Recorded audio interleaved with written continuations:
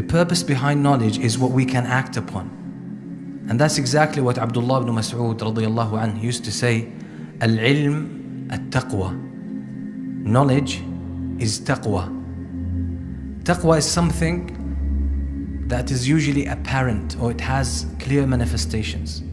It reflects on our actions, on our attitudes. The point Abdullah ibn Mas'ud radiyallahu anhu was making here is that real knowledge, al-ilm al-nafi', beneficial knowledge, is that which reflects on who you are. That's why learning, according to the early scholars of Islam, is not storing information as the majority of the students of knowledge do today. Because knowledge, without being digested, without being processed and personalized, could bring about a negative effect. And that's the secret behind the companions learning 5 verses at each time, learning the knowledge therein and acting on that knowledge, and then after they have completed this, they move on to another 5 verses. That's the way they used to study Islam, and that's why they learned, and that's why they excelled. So Abdullah ibn Mas'ud radiyallahu anhu was pointing to this fact, that real knowledge is what reflects on your actions. And this is why in the field of education today, they say learning is being. Learning is being. That means if the knowledge that you learn, or the knowledge you acquire, if you don't process it, if you don't break it down and personalize it, and it becomes part of who you are, if it doesn't mix with your blood and your flesh, you haven't learned anything.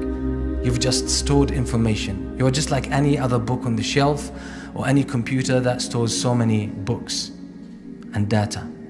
But that's not what knowledge is all about. Knowledge is about acting. And that's the definition that the scholars give to al-huda. Al-huda wa din al-haq. When Allah subhanahu wa ta'ala says that He sent His Prophet ﷺ with al-huda and din al-haq. Huda, the guidance, the scholars say that's beneficial knowledge that has the potential to change your behavior, to change who you are, to change your ways in acting. Wa din al-haq is the actual acting on knowledge. So if you learn something and ultimately you don't act upon it, it doesn't change you, it doesn't make you a different person in a sense, then in brief you've wasted your time, because you will be questioned about that time, and you will be questioned about that knowledge. What did you do with it?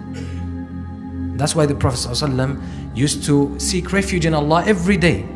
Every morning he would say, Allahumma inni a'udhu bika min ilmin la yanfa'.